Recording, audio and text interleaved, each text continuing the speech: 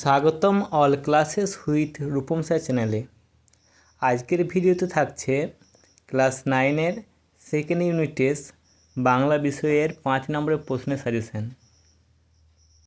Second unit টেস্টের জন্য প্রত্যেক অধ্যায় ভিত্তিক প্রশ্ন দেওয়া আছে, তো এখান থেকে তোমরা শিওর কমন পেয়ে যাবে।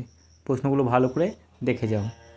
আমাদের চ্যানেলে সেকেন্ড ইউনিট টেস্টের জন্য প্রত্যেক বিষয়ের প্রশ্ন ও সাজেশন দেওয়া আছে, তোমরা প্লেলিস্টে গিয়ে দেখে নিতে পারো। আর নতুনরা চ্যানেলটিকে সাবস্ক্রাইব করে পাশে থাকা বেল আইকনটি অন করে রাখো, যাতে কোনো নতুন ভিডিও পোস্ট করলে সবার আগে তুমি পেয়ে যাও। তো চলো আর দেরি না করে শুরু করা যাক। প্রথমে দেখো আবহমান থেকে। দেখো প্রথম প্রশ্ন আছে, আবহমান কবিতার মর্মবস্তু লেখো। 2 নম্বর প্রশ্ন, আবহমান কবিতায় যে চিরকালীনতার কথা বলা হয়েছে তা সংক্ষেপে লেখো। একই প্রশ্ন, মানে উত্তরটা একই হবে, জাস্ট প্রশ্নটা একটু আলাদা। অথবা দিয়ে ফুরায় না সেই এক গুঁয়েটা দুরন্ত পিপাসা। এক গুঁয়েটা দুরন্ত পিপাসা কী, তাৎপর্য ব্যাখ্যা করো। 3 নম্বর দেখো, আবহমান কবিতায় গ্রাম্য প্রকৃতির যে ছবি ফুটে উঠেছে তা লেখো। 4 নম্বর প্রশ্ন, আবহমান কবিতার নামকরণ কতখানি সার্থক তা সংক্ষেপে লেখো। তারপরে দেখো আকাশের 7টি তারা। প্রথম প্রশ্ন দেখো, আকাশের 7টি তারা কবিতায় কবি প্রকৃতিমুগ্ধতার পরিচয় দিতে গিয়ে কী কী চিত্রকল্প ব্যবহার করেছে তা লেখো। 2 নম্বর প্রশ্ন, এরই মাঝে বাংলার প্রাণ। কবি কোথায় কীভাবে বাংলার প্রাণকে অনুভব করেছেন। 3 নম্বর দেখো, কবি বাংলার সন্ধ্যার যে চিত্র এঁকেছেন তা নিজের ভাষায় লেখো। 4 নম্বর প্রশ্ন, পৃথিবীর কোনো পথ এ কন্যারে দেখেনি কো। উদ্ধৃতাংশে কোন কন্যার প্রসঙ্গ রয়েছে।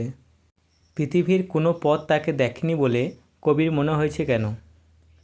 5 নম্বর দেখো, আসিয়াছে শান্ত অনুগত বাংলার নীল সন্ধ্যা।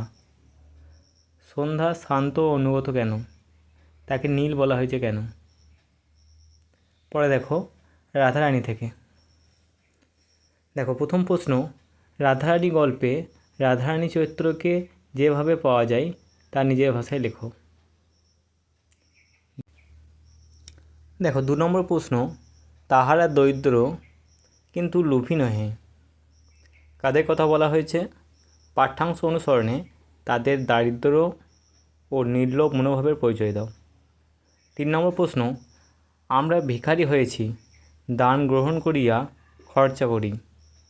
বক্তাকে প্রসঙ্গ উল্লেখ করে তাদের এরূপ অবস্থার কারণ ব্যাখ্যা করো। 4 নম্বর প্রশ্ন, অগত্য রাধারানী কাঁদিতে কাঁদিতে ফিরিল। রাধারানী কোথা থেকে ফিরছিল, ফেরার পথে কীভাবে সে বিপর্যস্ত হয়েছিল। পরে দেখো চিঠি থেকে। প্রথম প্রশ্ন, তুমি ঠিক সেইরূপ নারী যাকে আজ প্রয়োজন। সেইরূপ নারী বলতে কোন কোন গুণের কথা বলেছে। এই প্রসঙ্গে লেখক কোন কোন সমস্যার কথা বলেছেন। 2 নম্বর প্রশ্ন দেখো, একজন প্রকৃত সিংহীর প্রয়োজন। কার সম্পর্কে কথা বলা হয়েছে, একথার তাৎপর্য কী।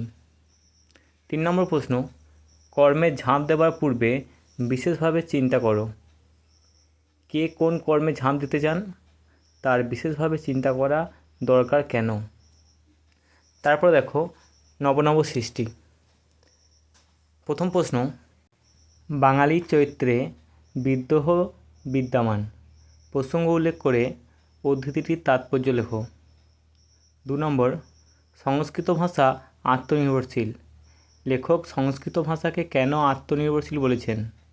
এই প্রসঙ্গে আর কোন কোন ভাষাকে তিনি এই শ্রেণীভুক্ত করেছেন এবং কেন। 3 নম্বর প্রশ্ন, বর্তমান যুগে ইংরেজি ও বাংলা আত্মনির্ভরশীল নয়।